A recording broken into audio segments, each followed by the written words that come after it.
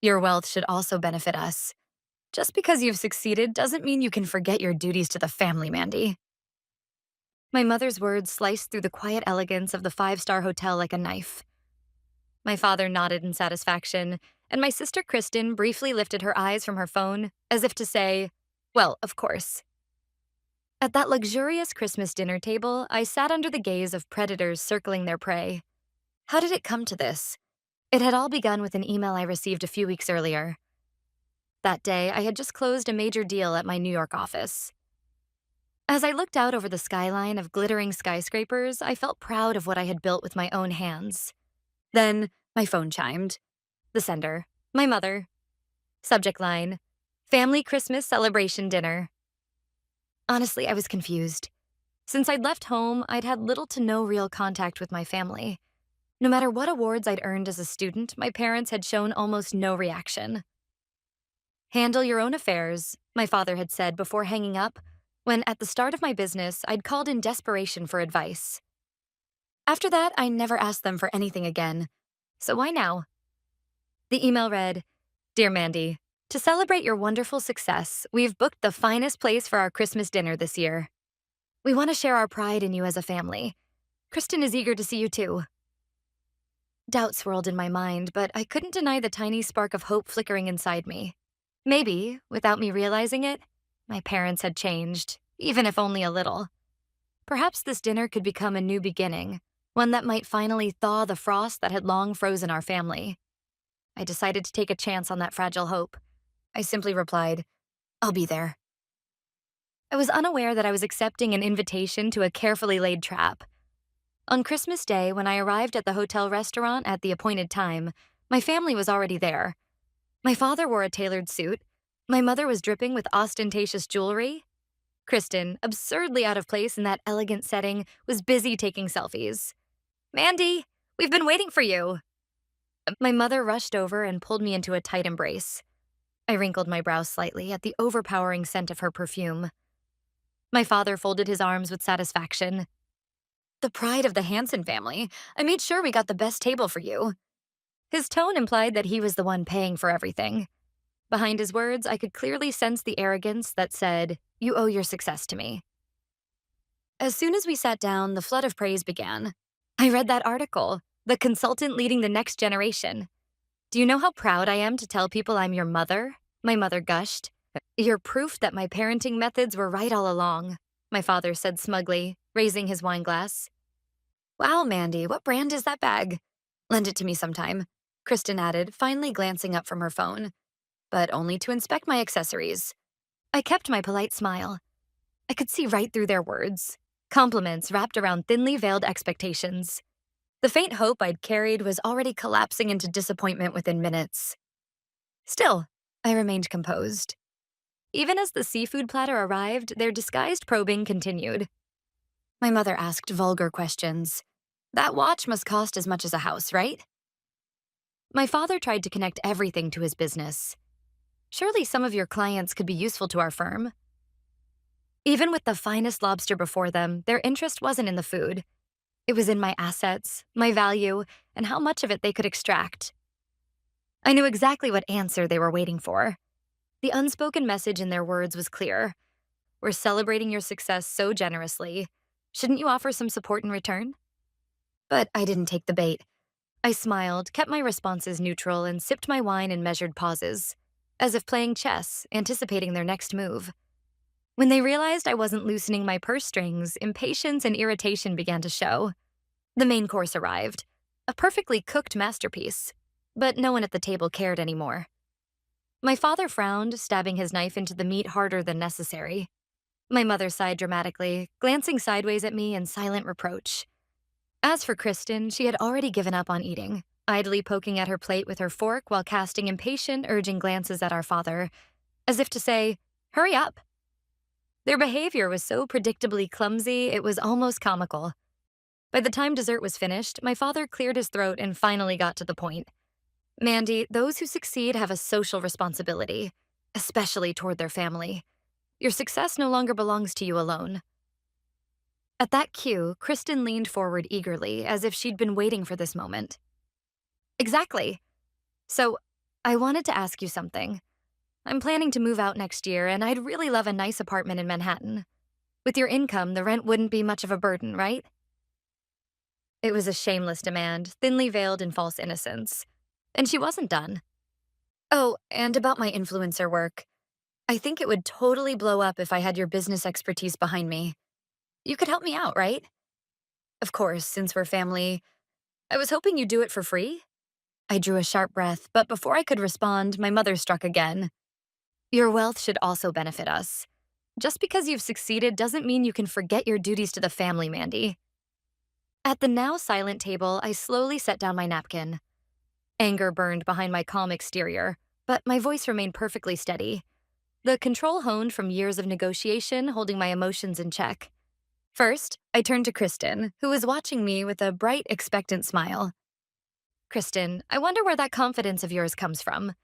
If you want to succeed as an influencer, maybe you should focus on building your own content instead of depending on someone else's wealth.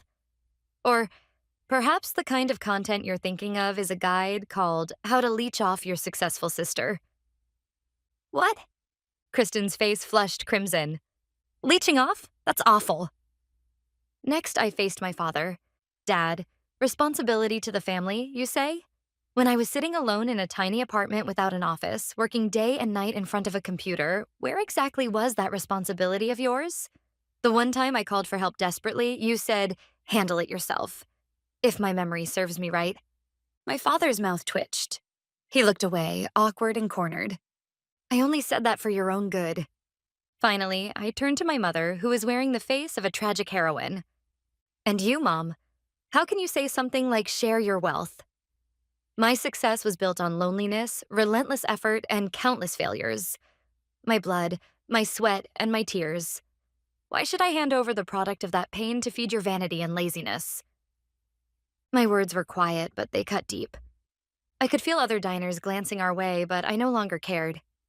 That's enough. My father slammed the table lightly.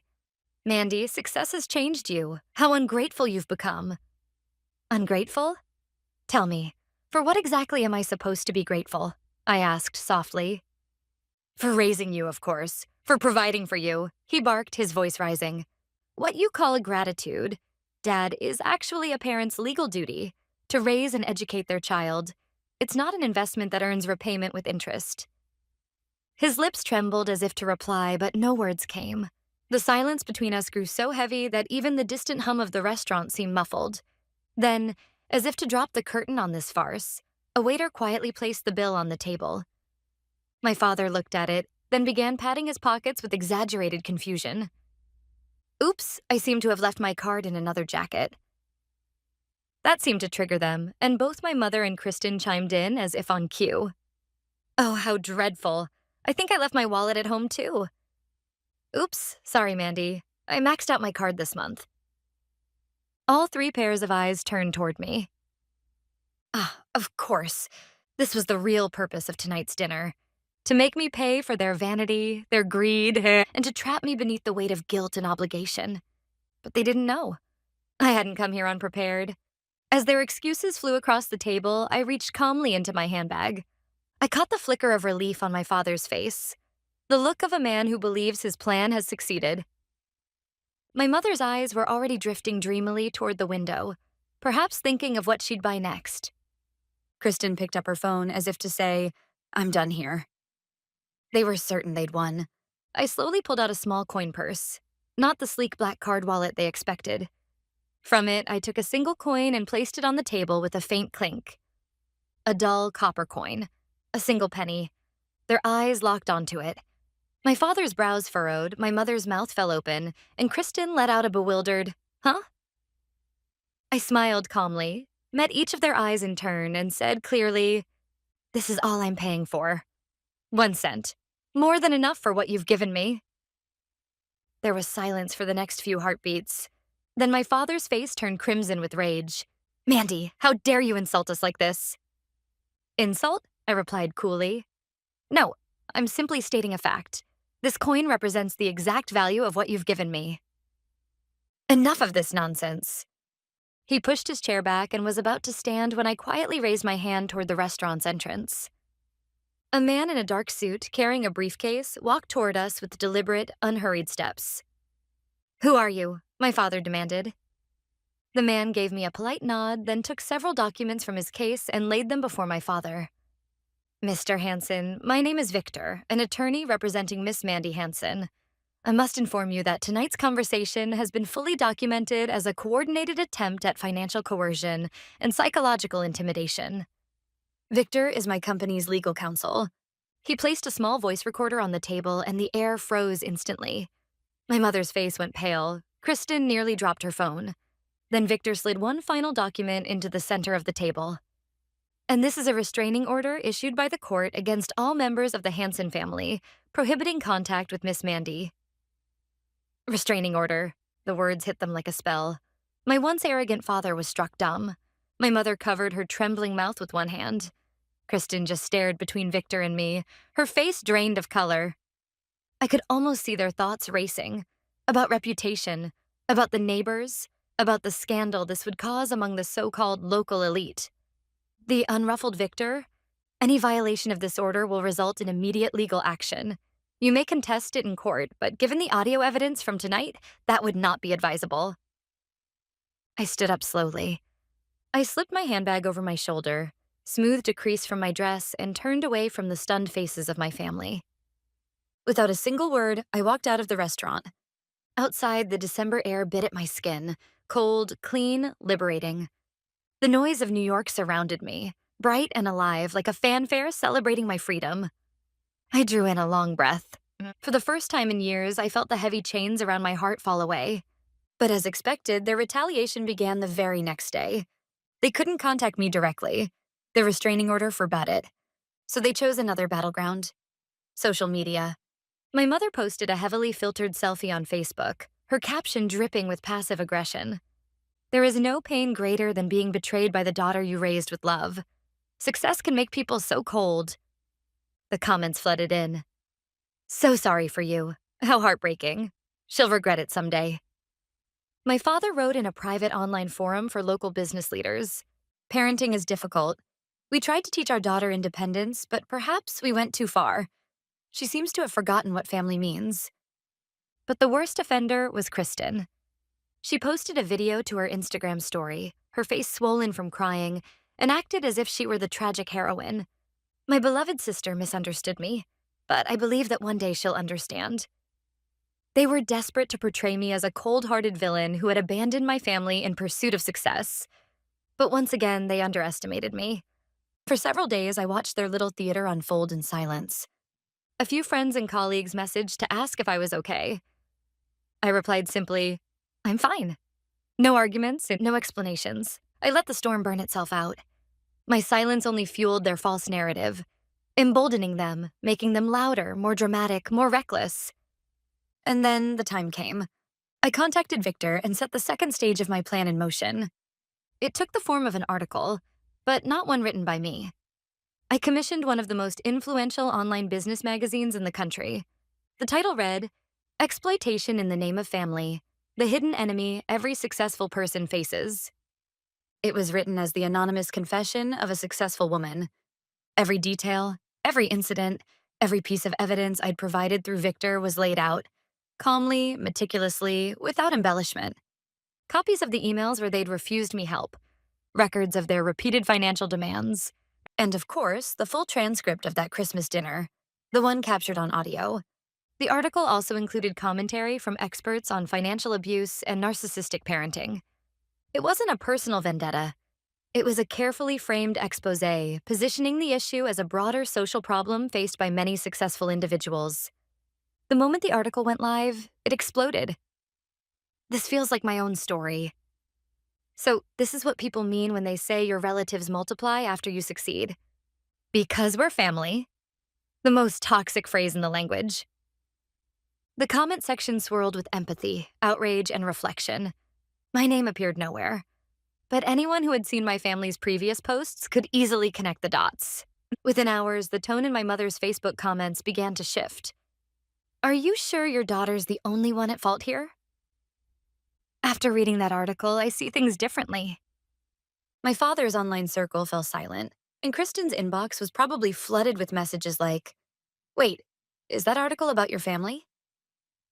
The fragile facade they'd built, the image of the poor, misunderstood family, began to crumble with a single article.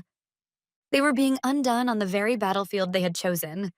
It was poetic justice. A week after the article's publication, the once noisy accounts of my family had gone dead silent. My mother, my father, and Kristen had deleted every post, retreating completely.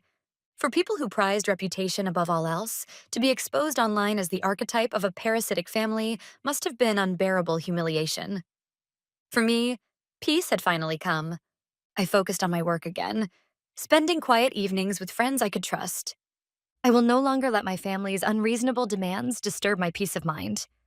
From my office, high above the city, behind walls of soundproof glass, I was completely insulated from their noise. Then, one afternoon, Victor called. "Mandy, your father reached out." I stiffened slightly. He violated the restraining order? No, he asked me, as your representative, to arrange a meeting. Apparently, their company's in serious trouble. He explained that the regional firm my father had once ruled as a local magnate was collapsing, unable to keep up with the changing times. A risky investment had gone spectacularly wrong. They were drowning in debt, teetering on the edge of bankruptcy. Victor's voice remained steady. "I assume he plans to ask for financial assistance.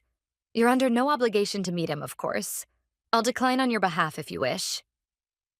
I turned toward the window, watching the skyline blur into thought. I could almost picture my father's defeated face. It would be easy to ignore him. After all they'd done to me, I had every right to let them fall. They had earned their ruin. But if I simply walked away now, nothing would change. They'd just find someone else to lean on, to drain, and the cycle would repeat. That wouldn't be the real solution I wanted. What I wanted was not revenge. It was closure. And to get that closure, I had to sit at the final negotiating table. "Victor, set up a meeting," I said decisively, "but it will be at my office, and the negotiations will be led 100% by me. This is not an act of sentimental mercy. This is my business." The final consultation with my most troublesome clients, my own family, was about to begin. A few days later, my father, mother, and Kristen appeared in the reception room of my office. They looked nothing like the people I'd seen at that Christmas dinner. Exhausted, diminished, almost fragile. My father's once proud suit looked worn and faded. My mother's gaudy jewelry was gone. And Kristen, for once, didn't have her phone in hand, her eyes fixed on the floor. Beyond the glass walls, my team worked efficiently, their voices a faint hum in the background. The people who had once tried to control me now stood in my office, waiting for my permission to speak. The irony wasn't lost on me. "Mandy," my father's voice cracked as he spoke. "We need your help." His trembling hands placed a folder on the table. A thick stack of documents lay before me, page after page of numbers bathed in red ink. It was a record of their collapse. My father began to speak, the words spilling out like a broken dam. A failed investment, a final notice from the bank, the looming threat of foreclosure. It was a pitiful confession, one that stripped him of every last shred of pride as a businessman. Beside him, my mother sat in silence, tears streaming down her cheeks. Kristen bit her nails until they bled.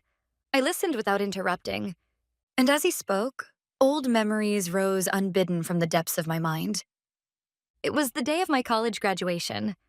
I was the valedictorian. I remembered running to my parents, my diploma clutched proudly in hand.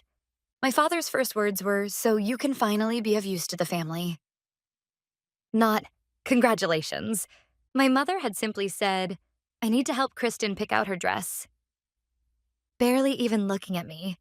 When I launched my own company, it was the same.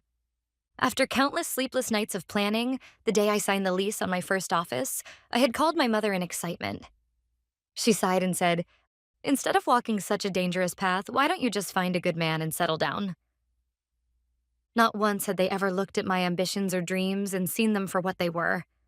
To them, I had only ever been a reflection in the mirror of their narrow values. "Please, Mandy." My father pleaded with me. "I'm begging you, help us." I finally spoke. "Help you?" "Yes, I can help, but not for free." I glanced toward Victor.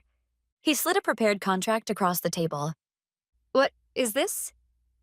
These are the terms under which I'm willing to save you. I stood and moved toward the glass wall, gazing out at the skyline of New York. Then I turned back to face them. And, in a way, to face my past self.